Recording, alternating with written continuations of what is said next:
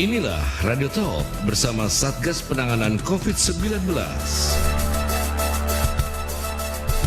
Manfaatkan fasilitas isolasi terpusat. Pemerintah baru-baru ini menggandeng swasta untuk mengubah fasilitas umum menjadi tempat isolasi terpusat atau isoter.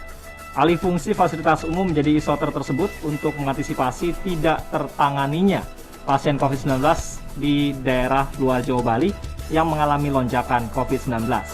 Satgas Penanganan COVID-19 meminta masyarakat yang dinyatakan positif agar memanfaatkan fasilitas isolasi terpusat yang tersedia di wilayahnya masing-masing. Mengapa masyarakat perlu memanfaatkan isolasi terpusat ini? Apa kelebihannya dan sejauh ini pasung apa saja yang dimanfaatkan sebagai isolasi terpusat? Kita bahas lengkapnya dalam Radio Talk pagi ini bersama Satgas Penanganan COVID-19 dengan tema manfaatkan fasilitas isolasi terpusat dengan dua narasumber yang sudah hadir di Zoom meeting pagi ini. Saya Beri Hamzah, inilah Radio Talk selengkapnya.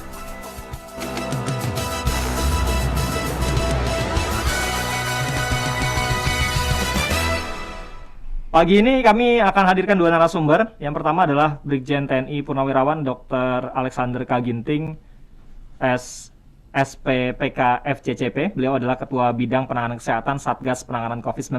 Dan juga ada Pak Ucu Supriyatna, epidemiolog yang juga merupakan anggota Satgas COVID-19 Kabupaten Majalengka, Jawa Barat. Tapi yang baru hadir pagi ini ada Pak Ucu ya.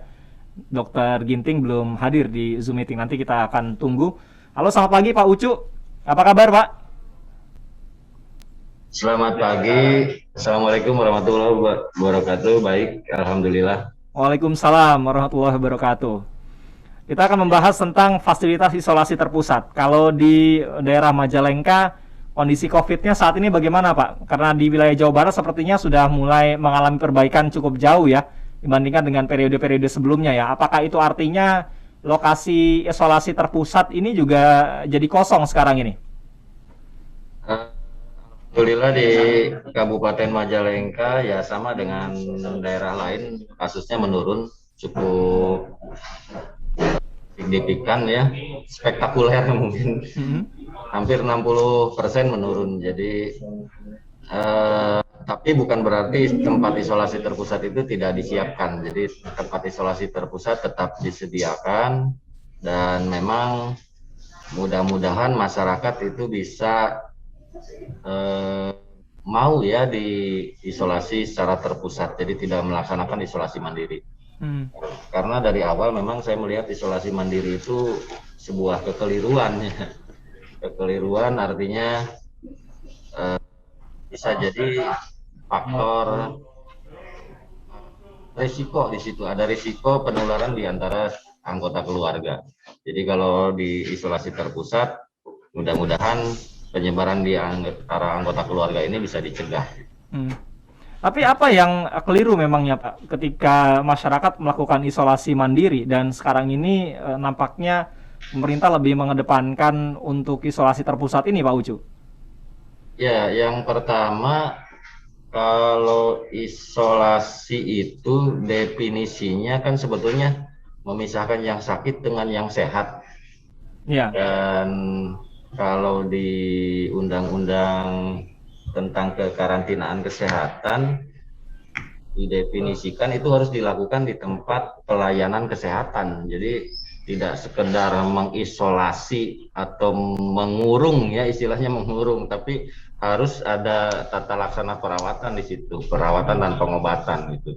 Yang dikenal di undang-undang kekarantinaan kesehatan itu mungkin karantina rumah ya, tapi ada konsekuensi di situ. Di karantina rumah itu kebutuhan dasar si penderita harus terpenuhi secara baik, bukan saja orangnya, sebetulnya semua makhluk hidup yang ada di rumah itu juga harus, bahkan hewan peliharaan pun harus menjadi tanggung jawab pemerintah gitu.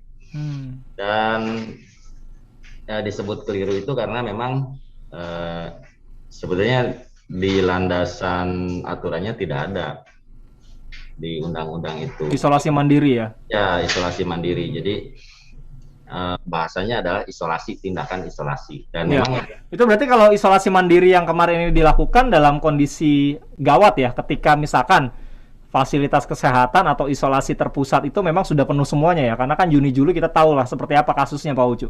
Ya betul, karena kemarin situasinya sangat gawat dan memang di pedoman Kemenkes juga yang disebut itu adalah isolasi mandiri, sehingga meskipun beberapa daerah termasuk Majalengka ada isolasi terpusat, karena perangkat aturannya tidak mengikat, jadi sifatnya hanya bisa menghimbau kepada penderita, sehingga ketika penderita itu menolak, akhirnya tidak bisa dilakukan tindakan paksa gitu. Seharusnya kalau dalam keadaan darurat ini memang di Undang-Undang Wabah ya pasal 14, mungkin barang siapa yang menyebabkan terganggunya gitu pelaksanaan penanggulangan ini bisa dikenakan pidana gitu. Jadi dengan dalih itu sebetulnya bisa untuk dipaksakan untuk diisolasi terpusat.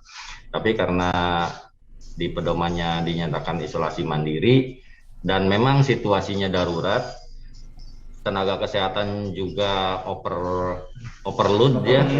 Karena nggak bisa menangani semuanya kan ya, karena banyaknya lonjakan kasus. Nah, akhirnya ya isolasi mandiri tetap diberlakukan, tetapi hanya untuk penderita yang tidak bergejala.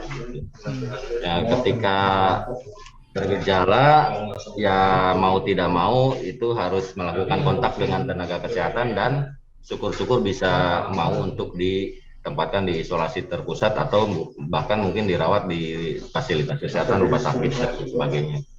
Tapi apa sih sebetulnya yang membuat masyarakat enggan ya untuk datang ke lokasi isolasi terpusat ini di penanganan COVID, Pak Ucu? Yang pertama mungkin fasilitas ya, kalau Soal kenyamanan berarti ya? ya kenyamanan. Kemudian sosialisasi dan edukasinya. Sebetulnya ada contoh yang bagus sekali di Wisma Atlet itu juga kan sebetulnya isolasi terpusat ya. Iya, iya. Demikian megah, kemudian halamannya luas, bisa bersantai, berolahraga dan lain sebagainya. Nah, kalau itu yang ditampilkan ke masyarakat, mungkin masyarakat juga Mau ya? mau berlomba-lomba, bahkan mau diisolasi, apalagi 14 hari hidupnya dijamin, misalkan makan enak, bergizi, dibanding harus di rumah. Kadang-kadang tetangga juga tidak tahu kalau dia sedang isolasi, keluar tidak bisa, bahkan kebutuhan hidup sehari-hari juga kurang terpenuhi, apalagi gizi yang seimbang gitu. Jadi mungkin akan lebih baik kalau memang fasilitas dan kenyamanan tempat isolasi itu benar-benar diperhatikan, termasuk akomodasinya juga, dari tempat tinggalnya ke, kalau di daerah itu kan jarak itu kan lumayan jauh ya. Jadi, dari rumah ke lokasi isolasi terpusat ya. Ya betul. Oke Pak Ucu, ini ternyata Dokter Alexander K. Ginting sudah bergabung ya. Halo Dokter Ginting, selamat pagi. Apa kabar dokter? Selamat pagi. Sehat ya dok? Salam sehat. Dengan Pak Ucu Supriyatna juga dokter, epidemiolog sekaligus anggota Satgas COVID-19 di Kabupaten Majalengka, Jawa Barat. Dokter Ginting. Ya, selamat pagi Pak Ucu. Selamat pagi dokter. Ya, tadi saya di awal membuka tentang mengapa sebetulnya isolasi terpusat ini sekarang dibutuhkan oleh pemerintah, meskipun sebetulnya ya, kalau isolasi mandiri, kalau tadi diungkapkan oleh Pak Ucu dari Undang-Undang Wabah itu tidak ada yang namanya isolasi mandiri. Yang ada tentang isolasinya saja. Tapi ini mungkin istilah yang berkembang di tengah-tengah masyarakat ya. Nah, sebetulnya yang ideal memang kondisinya isolasi itu dilakukan secara terpusat ya, Pak Ginting. Karena mungkin di lingkungan masyarakat kan kalau menjalani isolasi secara mandiri itu sulit untuk dilakukan kontrol misalkan oleh tenaga kesehatan seperti Dokter Ginting.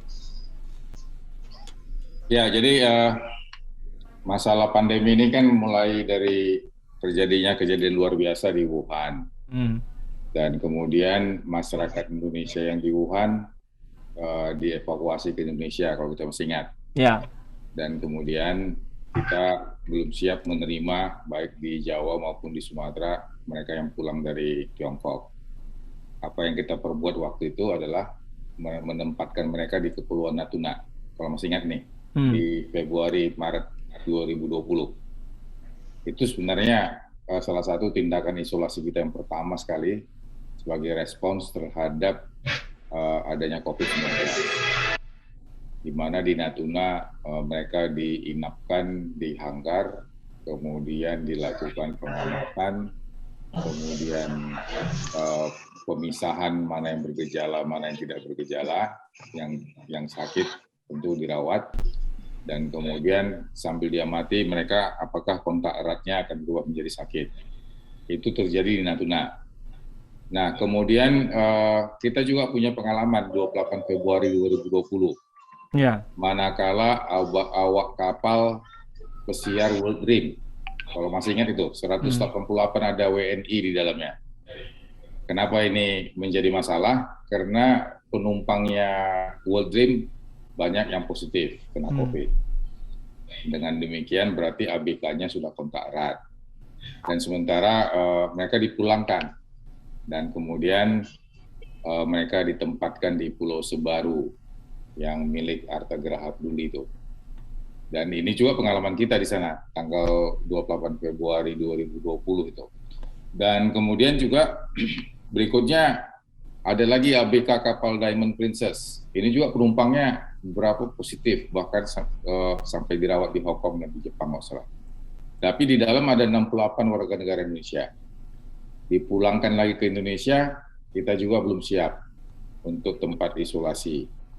Dan apa yang terjadi oleh karena jasa baik dari pihak Arta Geraha, maka disiapkan lagi Pulau Sebaru kecil menjadi tempat isolasi bagi mereka yang isolasi dan karantina bagi mereka 68 orang warga negara Indonesia, anak buah kapal dari Diamond Princess. Jadi ini bermula dari respon kita di bulan Februari sampai Maret tahun 2020. Sebenarnya pemerintah artinya sudah memang bersiap dan sesuai dengan undang-undang karantina memang ini harus menjadi tugasnya pemerintah.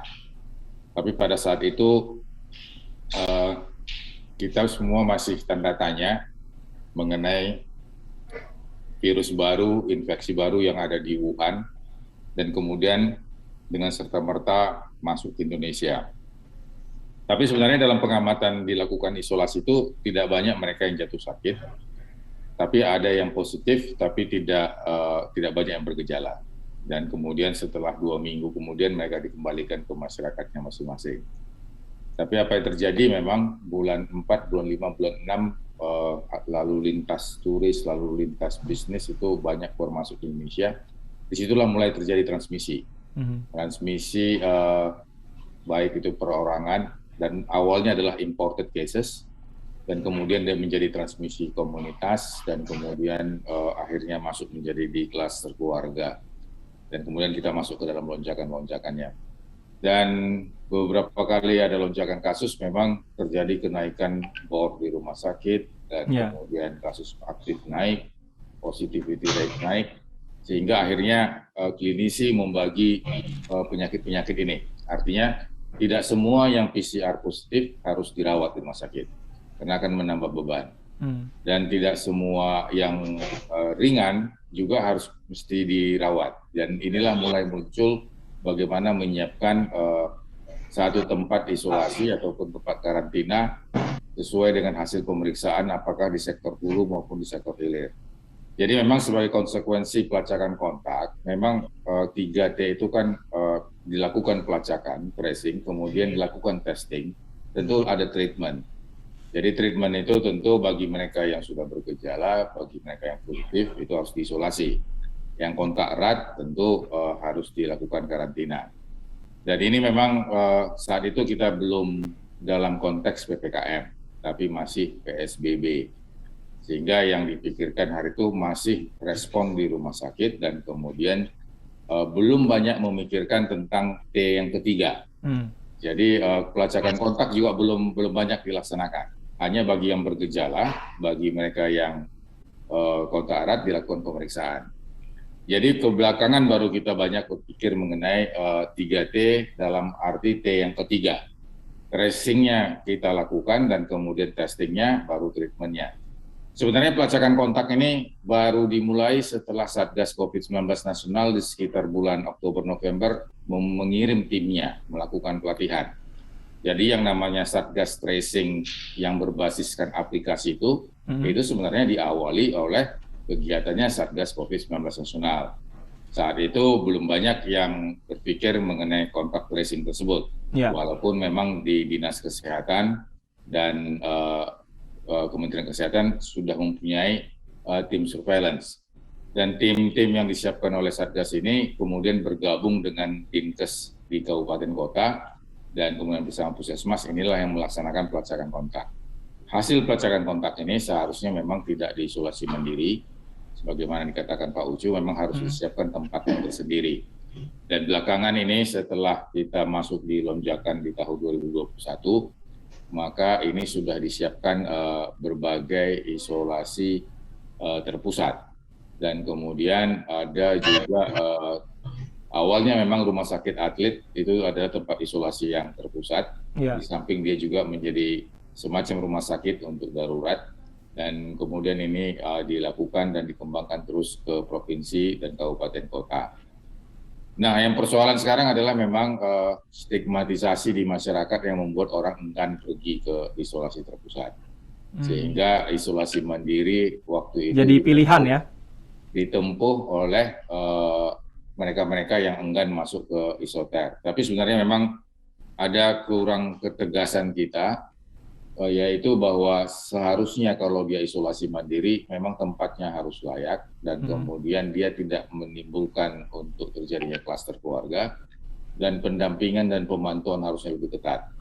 Tapi isolasi mandiri ini sebenarnya waktu itu adalah jalan keluar karena tiba-tiba lonjakan itu naik berapa ratus %, sehingga memang ini salah satu strategi untuk tidak banyak membebankan di sektor hilir, artinya di rumah sakit.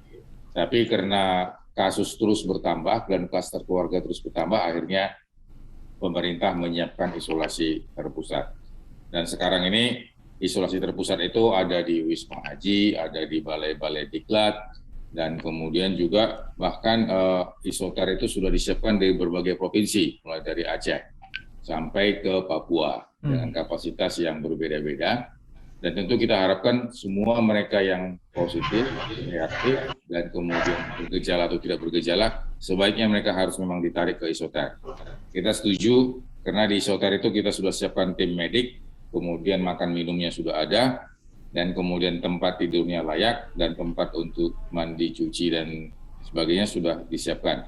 Bahkan pemerintah sudah menyiapkan juga kapal pelni, ya bagi mereka yang enggan untuk di satu tempat mungkin dengan ketinggian ataupun tidak begitu nyaman dengan satu tempat misalnya seperti di Wisma Haji. Itu ini ada kapal yang sudah siapkan pelni.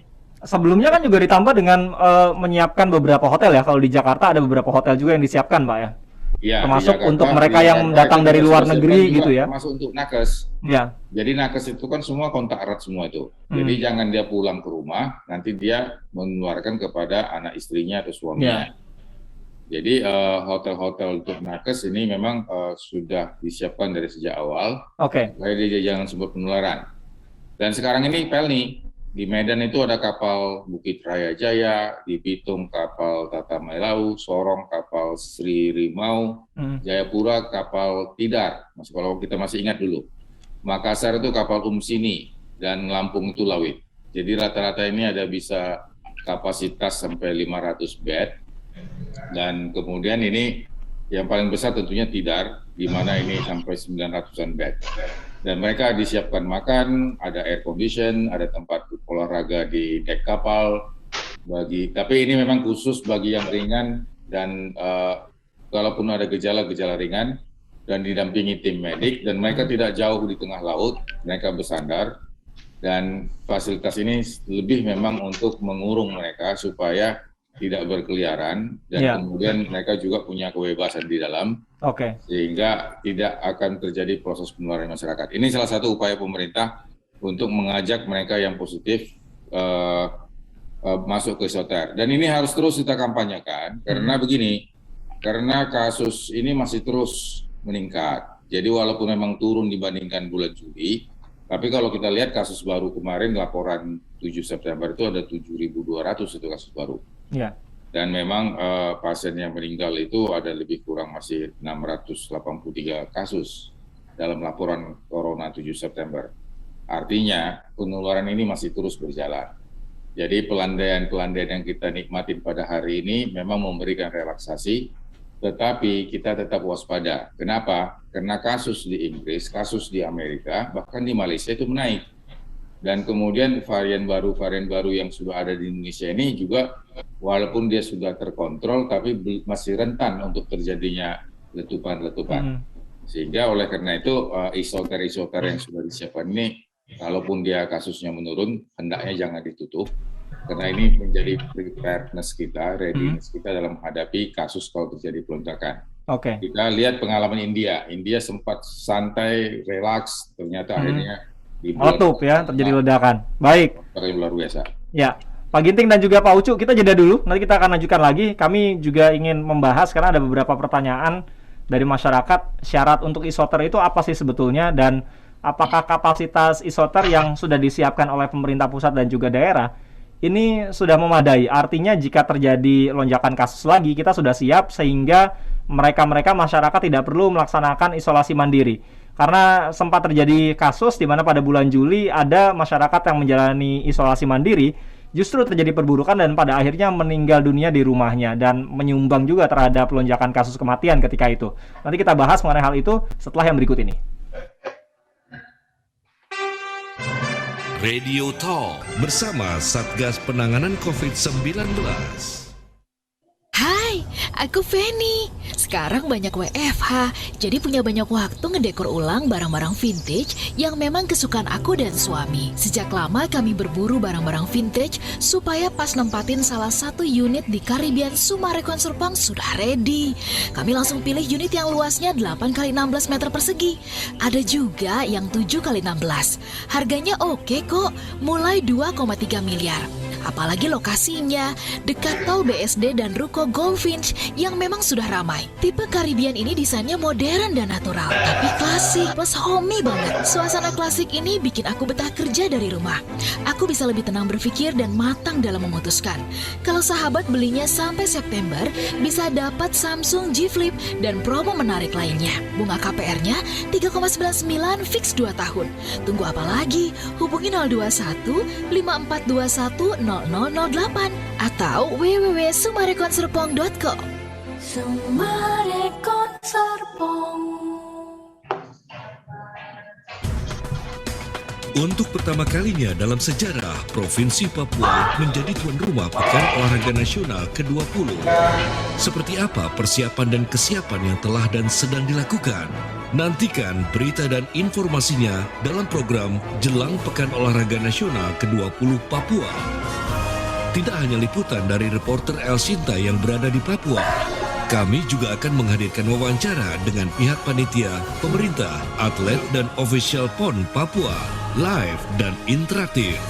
Jelang Pekan Olahraga Nasional ke-20 Papua, hanya di jaringan radio dan media sosial El Sinta. Radio Talk bersama Satgas Penanganan COVID-19. Kami masih bersama dengan Pak Ucu Supriyatna, epidemiolog yang juga merupakan anggota Satgas COVID-19 di Kabupaten Majalengka, Jawa Barat, dan juga dengan Brigjen TNI Purnawirawan Dr. Alexander K. Ginting selaku Ketua Bidang Penanganan Kesehatan Satgas Penanganan COVID-19. Masih membahas tentang manfaatkan fasilitas isolasi terpusat untuk mereka-mereka terutama masyarakat yang terkena COVID-19 tanpa gejala. Nah, saya ingin ke Pak Ucu kembali. Pak Ucu, kalau di daerah Majalengka, apakah dalam kasus yang terjadi pada bulan Juni-Juli ketika itu terjadi letupan-letupan, fasilitas isolasi terpusatnya itu sudah cukup memadai? Artinya mereka-mereka yang tanpa gejala dan mungkin punya potensi terjadi perburukan itu semuanya ditampung di isolasi terpusat, sehingga tidak terjadi kasus-kasus mereka yang isolasi mandiri pada akhirnya mengalami perburukan dan meninggal dunia, Pak Ucu. Ketika itu bagaimana? Terkait kapasitas, jelas saat itu tidak memadai ya, karena peningkatannya cukup drastis. Bulan Februari itu tercatat hanya sekitar 272 kasus. Sementara naik di bulan Mei itu sudah 600 kasus. Oh, Kemudian di 3 kali Juli lipat ya. 3 kali lipat.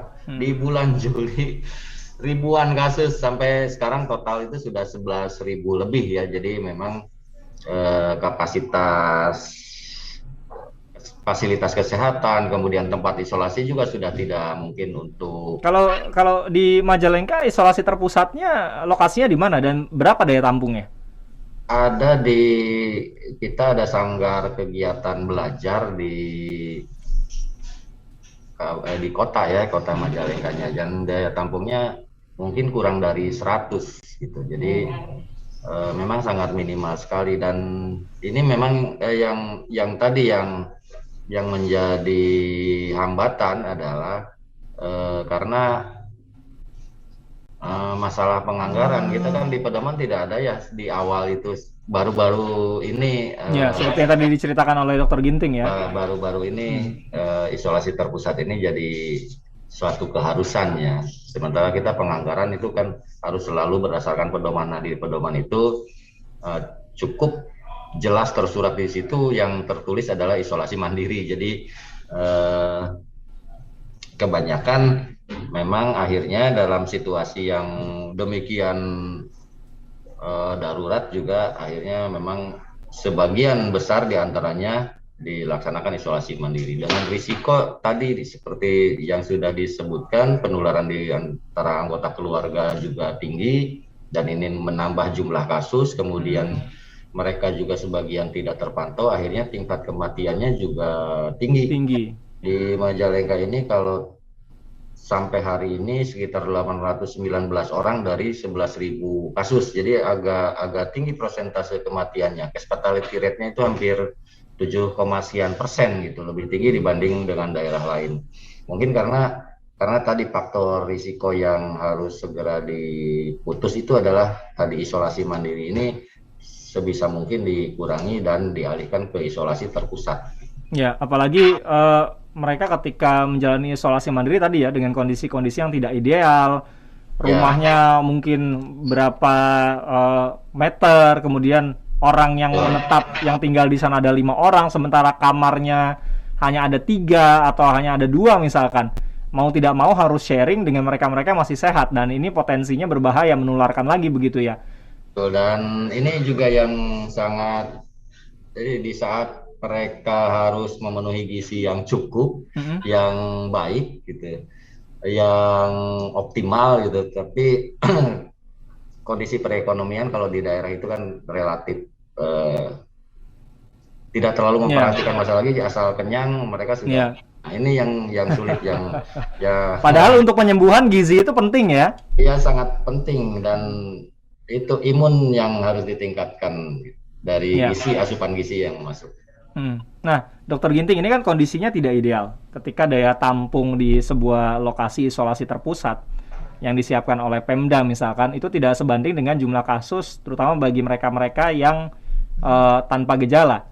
Tentu ada resiko tadi ya, kematian ketika mereka tidak terpantau di rumah yang menjalani isolasi mandiri. Solusinya bagaimana kalau kondisi demikian sebetulnya, Dokter Ginting? Apakah meningkatkan kapasitas layanan kesehatan, artinya misalkan ya, puskesmas lebih rajin lagi atau satgas di lingkungan rajin mengontrol mereka-mereka yang melakukan isolasi mandiri kalau kondisinya demikian? Ya, jadi kalau kita baca di instruksi Mendagri yang sekarang ini 39/4041, di situ sebenarnya semangatnya adalah bagaimana tetap memperkuat dan memperkokoh posko PPKM di tingkat desa dan di kelurahan. Ya. Jadi kalau kita waktu di zamannya PSBB dan di PPKM 1-2 itu basis pergerakan itu adalah di puskesmas. Tetapi mengingat keadaan ini sudah kompleksitasnya semakin tinggi, akhirnya ini sekarang basisnya itu adalah di kelurahan dan di desa. Jadi kelurahan dan di desa itu menjadi leading sektor untuk melakukan pengawasan dan kemudian evaluasi dan pengendalian mereka agar terhindar dari COVID. Dan kita masih ingat dulu ada zonasi-zonasi. di tingkat RT dan di RW sampai di desa. Jadi oleh karena itu memang tugas dari posko PPKM ini adalah memperkuat bagaimana 3M ini menjadi perilaku masyarakat. Jadi mobilitas itu ditekan, kerumunan ditekan sedemikian rupa, dan kemudian mereka harus pakai masker. Dan yang kedua, pelacakan kontak. Jadi pelacakan kontak ini tidak boleh turun, walaupun memang ini dilaksanakan oleh tim dari Puskesmas bersama dengan satuan-satuan tugas lainnya, tapi tetap harus di bawah kendali posko PPKM Desa dan Kelurahan. Dan kemudian juga di dalam instruksi tersebut bahwa apakah di tingkat kecamatan ataupun di tingkat desa harus menyiapkan memang satu tempat sebagai tempat isolasi ataupun tempat karantina. Yeah. Dan tentu kalau dia sebagai tempat isolasi atau karantina, maka di situ harus ada tim medik yang mendampingi ataupun puskesmas bisa hadir. Dan di satu sisi memang ada upaya pemerintah untuk memberikan pelayanan lewat telemedicine bagi mereka yang isolasi mandiri. Tapi apa yang kita lihat bahwa telemedicine ini adalah soal kemampuan teknologi. Belum semua masyarakat mampu akses gitu Pak ya? Nah, mempunyai akses secara digital, dan ini tentunya belum seluruhnya masuk ke dalam wilayah tersebut. Mungkin pada kasus-kasus usia milenial. Tapi mereka yang lahir di kelahiran 60 dan kelahiran tahun 70 untuk menggunakan smartphone itu masih banyak yang belum begitu mahir, sehingga akhirnya pelayanan telemedicine itu mungkin hanya bisa dilaksanakan bagi mereka yang kelahiran 80, 90, tapi itu pun juga mempunyai gadget yang compatible. Jadi ini juga sama permasalahannya untuk memasukkan aplikasi. Jadi oleh karena itu memang kecamatan memang harus paling tidak menyiapkan tempat isolasi tersebut. Ada desa-desa yang memang menyiapkan sendiri, dan ada juga yang dibantu oleh Pemda, dan kemudian ada juga oleh provinsi. Kalau kita lihat data isoter nasional itu, kita lihat bahwa hampir di semua provinsi itu sudah ada. Khususnya Jawa Tengah, Jawa Timur itu sudah cukup baik. Persoalannya ada keengganan masyarakat untuk maunya sakit di rumah, kalaupun sehat di rumah, kalaupun meninggal di rumah. Ya, ini faktor nyaman atau dekat dengan keluarga, Pak. Kalau isolasi terpusat kan psikologis keluarga, dan kemudian masih melihat penyakit itu menjadi seperti penyakit dalam fenomena yang lama. Kalau penyakit itu kanker, tipes, ataupun penyakit-penyakit lain mungkin boleh. Tetapi masalahnya ini kan infectious disease, jadi penyakit yang sangat mudah menular. Ya, apalagi dari orang ke orang ya. Ini virus, dan kemudian ada masa inkubasi, sehingga akibatnya nanti proses penularan akan terjadi berkesinambungan. Dan virus ini akan terus ada sepanjang kita masih saling menularkan, kan itu prosesnya. Karena dia bereplikasi di tubuh manusia, di host. Jadi kita harus memutuskan nanti penularan. Untuk memutuskan itu memang jangan ada lagi penularan. Nah, ini yang terjadi, kita berkunjung ke beberapa daerah di Jawa Tengah, keengganan di masyarakat itu yang terjadi. Walaupun ada beberapa masyarakat sudah mulai bergerak untuk masuk ke isoter yang sudah disiapkan, tapi masih ada keengganan. Keengganan ini tentunya komunikasi yang belum baik, khususnya dalam bahasa lokal. Jadi memang komunikasi resiko ini memang seharusnya jangan disampaikan dalam bahasa Jakarta, apalagi bahasanya El Sinta, harus disampaikan memang dalam bahasa lokal, sehingga tidak terjadi resistensi ataupun keengganan. Sebagai contoh, waktu kejadian di Madura misalnya, begitu kita melakukan pemeriksaan di jembatan penyeberangan Suramadu, itu banyak menolak karena mereka mereka yang tahu selama ini yang namanya pemeriksaan itu ya disuntik, kemudian pemeriksaan dahak, pemeriksaan air seni, ini yang sudah mereka pahami. Mereka tidak memahami kalau pemeriksaan itu termasuk dicolok hidung. Karena bagi mereka mencolok hidung itu sesuatu hal yang baru, aneh, sehingga ini harus pelan-pelan. Jadi dalam rangka kita mempersiapkan menghadapi lonjakan di kemudian hari, ada kasus-kasus kemudian yang baru, tentu isolasi terpusat ini harus memang sudah menjadi wacana dan harus dibudayakan. Kalau kita sakit, kita harus ke sana. Kalau kita sakit, kita harus lapor ke RT RW, karena RT RW itu adalah bagian dari posko PPKM desa dan kelurahan. Ya, Pak, mohon maaf saya potong. Ini ada yang menyampaikan kalau isolasi terpusatnya penuh, gimana Pak? Kan mau nggak mau ya isolasi mandiri lagi. Sementara kalau isolasi mandiri terus kondisinya gawat ya, mau masuk rumah sakit juga agak susah kemarin ini. Nah, bagaimana caranya supaya kondisi ini ideal nantinya Pak? Tapi nanti Pak ditanggapi Pak Ginting dan juga Pak Ucu ya. Saya mau menyapa ada Pak Petrus di Sunter. Halo Pak Petrus. Pagi Mas Ferry. Selamat pagi Pak Petrus, silakan Pak. Pagi Bapak-Bapak ya. Lagi. Ada dua item yang saya mau sampaikan ya, terutama ke Ketua Satgas ya. Jadi kalau nggak salah 2 minggu yang lalu pada saat COVID udah melandai dan daerah dan tempat-tempat isolasi udah mulai kosong ya, terutama di Jabodetabek. Nah, malah ada salah satu ketua satgas ya, yang jabatannya camat ya, camat kan bisa ketua satgas juga ya, yang diliput juga di Asinta, yang ya saya sebutkanlah daerah Tangerang ya, saya tidak mau sebut camat mana Tangerangnya, cuma Tangerang kota ya, yang menghimbau masyarakat untuk malah isolasi di rumah, terutama yang tidak bergejala. Itu pada saat isolasi terpusatnya kosong ya Pak? Ya, tapi padahal udah melandai gitu loh. Ya. Nah, ini tidak sejalan dengan apa yang kita sampaikan hari ini. Kita minta dari Satgas juga istilahnya mesti satu bahasa Pak, supaya masyarakat tidak bingung. Ya, dan kita tahu daerah Tangerang itu sangat rural sekali gitu loh. Jadi untuk isolasi di rumah tuh sangat rawan. Gitu. Nah, ini tolong satu bahasa di Satgasnya juga gitu loh. Ini dan kita liput, mungkin Pak Mas Ferry ingat gitu loh, di daerah Tangerang gitu ya. Nah, ini satu ya. Kedua adalah, nah kita lihat sekarang memang jumlah kasus dibilang menurun 10.000 dan di bawah 10.000. Tapi kalau tingkat kematian 600, kalau kita ambil rata-rata 3%, ya 3% berarti logikanya itu ada sekitar masih ada 18 sampai 20 ribuan. Ya, ini mungkin tracingnya tolong dong mungkin diperkuat ya, karena kalau dari logika ya, kecuali 1-2 hari ini udah berminggu-minggu ya mainnya kita 600 700 ya, kasus kematian yang masih jadi PR ya Pak intinya Pak ya. Kasus kematian jangan berbangga dengan pertemuan kasus cuma 7.000, kalau dikaitkan dengan kematian nggak nyambung prosentasenya, berarti prosentasenya tinggi sekali akhir-akhir ini gitu loh. Ya berarti tracingnya harus diperkuat. Jadi 2 poin itu untuk Ketua Satgas. Selamat pagi. Baik, terima kasih. Selamat pagi. Nanti ditanggapi Pak Ginting. Saya mau ke Pak Ucu untuk menanggapi juga ya. Silakan Pak Ucu. Iya, sebaiknya ini tetap menjadi kewaspadaan kita semua bahwa meskipun kasus ini turun, tapi di beberapa daerah positivity rate itu masih di atas angka 5%.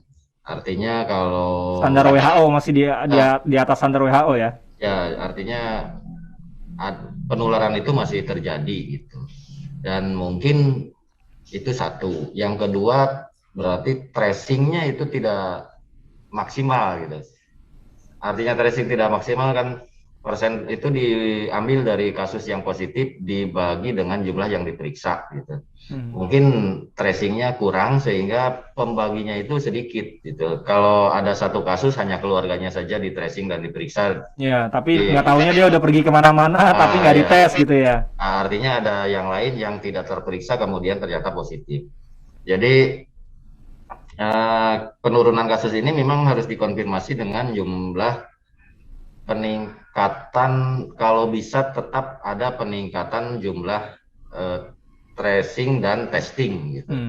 Jadi kalau penurunan kasus diikuti juga dengan penurunan pemeriksaan, ya mungkin kita khawatir banyak yang nggak terdeteksi. Ya, banyak yang terdeteksi. Jadi kewaspadaan ini harus tetap dijaga, dan tadi Satgas daerah tadi harus satu bahasa, betul, dari pusat sampai ke daerah itu harus sama. Bahwa sekarang isolasi terpusat ini sangat penting, itu juga harus jadi satu bahasa dan diwujudkan juga di fasilitasnya, harus betul-betul memang fasilitasnya menarik untuk orang mau.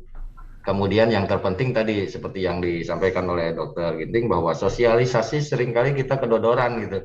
Upaya kita sudah bagus sekali, upaya pemerintah sudah bagus sekali, tapi seringkali ada penolakan dari masyarakat gitu. Dan selain penolakan, apakah karena misalkan tadi ya sosialisasinya kurang, pusatnya sudah oke, Tapi pemerintah daerah dalam menerjemahkan apa yang dimaksudkan oleh pemerintah pusat ini masih kewalahan bagaimana menjelaskan kepada masyarakat dan lain sebagainya, Pak Ucu. Ya, disebut kurang mungkin banyak juga ya sosialisasi dilaksanakan. Tepatnya gini lah, lebih kalah cepat dengan hoak yang beredar gitu. Jadi kalau saya lihat itu di medsos, ini lebih seru dari Pilpres dibanding pandemi ini. Jadi hoaxnya hoaxnya itu lebih sekian kali lebih tinggi daripada Pilpres. Jadi ini juga yang tantangan untuk pemerintah bagaimana caranya tadi mengemas sosialisasi ini seperti yang dikemukakan oleh Dr. Ginting dengan bahasa setempat yang bisa secara cepat diterima oleh dipahami, kemudian juga dituruti. Nah, ini yang penting itu dituruti karena sederhana sebetulnya untuk pengentasan pandemi ini adalah betul-betul memisahkan yang sakit dari yang sehat. Nah, dan kita meyakini semua bahwa 3M ini cukup gitu sebetulnya untuk mengurangi risiko ya. Tapi kalau kita lihat di sehari-hari kita, Mas Berry, misalkan ada tukang bakso lewat di depan rumah tidak pakai masker. Apakah kita terpanggil untuk menegur? Kan kadang-kadang cuek saja. Enggan gitu. Enggan, dan saya juga pernah mencoba, tukang baksonya juga nggak terima kalau ditegur gitu. Bagaimana kalau misalkan setiap anggota TNI, Polri secara rutin, kontinu membawa masker di tasnya, kemudian setiap ketemu dengan orang yang tidak memakai masker ditegur, kemudian dikasih penjelasan dan dikasih masker, Mas. Kita menghadirkan solusi kan, berarti kalau begitu ada persoalan bukan hanya sekedar menegur, tapi juga Pak pakai maskernya. Ini ada masker gitu ya. Karena kita terus terang, saya saja yang punya gaji gitu, kalau harus mengeluarkan setiap bulan misalnya, setiap bulan membeli masker itu agak repot juga, apalagi dengan masyarakat yang kecil. Nah, itu diberi masker dan dicatat namanya, kalau mengulangi lagi bila perlu nanti Baik, Dokter Ginting, tadi soal ini tidak sejalan dengan apa yang disampaikan tadi, dicontohkan oleh Pak Petrus di salah satu daerah ya, di Banten, di Tangerang tadinya katanya ada salah satu camat yang justru dalam kondisi sekarang kan kasusnya sedang turun dan isolasi terpusatnya sebetulnya juga yang menghuni mungkin hanya sedikit atau bahkan tidak ada, kosong gitu, tapi masyarakatnya diminta untuk melakukan isolasi secara mandiri. Justru pada saat nanti kasusnya naik mungkin ya justru diminta untuk isolasi terpusat, padahal ya kita tahu lah untuk dapat isolasi terpusat tadi saya katakan nggak semuanya kondisinya ideal. Kalau misalkan kasusnya lagi naik, isolasi terpusat juga penuh, rumah sakit juga penuh. Silakan Dokter Ginting. Ya, jadi apa yang kita upayakan belakangan ini adalah lebih bagus kita banyak melakukan upaya-upaya preventif daripada upaya-upaya kuratif. Artinya setelah sakit baru kita semua heboh dan kemudian kita melakukan ibaratnya pemadam kebakaran. Jadi makanya Pelni itu menyiapkan ada sampai 6 kapal besar, itu gunanya agar di Medan, di Lampung, Makassar, Bitung, Sorong, dan Jayapura bisa menampung mereka-mereka yang positif, yang ringan, dan kemudian kalaupun masih komorbid ringan, ditampung di dalam satu tempat untuk mengisolasi supaya mereka jangan sampai menjadi sumber penularan bagi keluarga ataupun bagi tempat komunitas mereka. Dan ini sebenarnya yang harus dipahami. Jadi memang kenapa bahasa itu tidak sama, karena banyak yang terkooptasi dengan rendahnya bor di rumah sakit. Jadi rendahnya bor di rumah sakit seolah-olah menandakan bahwa masalah pandemi itu sudah mulai selesai. Padahal sebenarnya masalah pandemi itu sebenarnya adalah persoalan di hulu. Persoalan di hulu itu adalah persoalan di desa, di kelurahan, di masyarakat, di rumah tangga. Jadi kalau virus ini masih bertransmisi di komunitas, kemudian di masyarakat, ini yang menjadi suatu ketika akan terjadi perburukan dan kemudian ini akan membebankan di rumah sakit. Oleh karena itu memang prinsip dan tugas kita adalah seluruh mereka yang terlibat dalam penanggulangan ini, bagaimana mereka yang positif, mereka yang kontak erat, mereka yang bergejala harus dipisahkan. Cara berpikir ini sebenarnya yang harus disampaikan, dan ini sudah sebenarnya berulang-ulang. Dan Pak Ucu sendiri sebenarnya sudah dengan kawan-kawannya pasti sudah menyampaikan hal itu kepada masyarakat seluruhnya. Yeah. Hanya memang penerjemahannya di bawah berbeda-beda. Jadi oleh karena itu saya setuju apa yang disampaikan tadi bahwa 3T ini nggak boleh turun kendati pun kasus sudah turun. Jadi pelacakan kontak, testing, dan kemudian treatment, di mana ada isolasi, ada karantina, ini harus terus-menerus dilaksanakan. Kita ingat di Sydney, itu hanya ada 3 atau 2 kasus saja, itu hampir lockdown. Iya, betul Pak. Itu baru 3 kasus ya, apalagi sekarang kalau misalnya kita memang ada setiap hari dilaporkan, misalnya ada 1.000 kasus misalnya, itu seharusnya tetap menjadi kewaspadaan kita. Terlebih lagi saat ini ada berbagai varian baru yang beredar di Indonesia, tidak hanya Delta saja, ada Beta, ada Delta, kemudian ada juga Kappa. Dan oleh karena itu kewaspadaan kita juga bahwa mutasi ini terus berjalan dan kemudian ini yang harus kita cegah. Jadi memang saya setuju memang mesti ada perlu satu bahasa dari atas ke bawah, termasuk dalam pembahasan bagaimana kita mengimplementasikan 3T, 3M, dan kemudian mensukseskan vaksinasi. Jadi isoter ini sudah keharusan, makanya Wisma Atlet itu sekarang ini hanya penghuninya 1.000 orang. Kalau ada sakit memang di Tangerang, kirim aja ke Wisma Atlet. Dan kalau misalnya Pasar Rumput masih dibuka ataupun Nagrak masih buka, ya dikirim ke sana. Tapi paling tidak ke Wisma Atlet itu pasti siap menerima. Karena usaha ini jauh lebih menguntungkan ketimbang nanti sudah terjadi transmisi virus di satu RT, satu RW. Ya, jadi ini yang harus dilihat. Dan kita berharap juga kepada lurah dan kepada kepala desa, ini harus benar-benar punya strong leadership.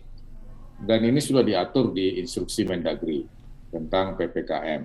Jadi harus punya kepastian dan harus punya komitmen. Tentu ada komunikasi keluarga dan kemudian dijemput, diantar ke isoter tersebut.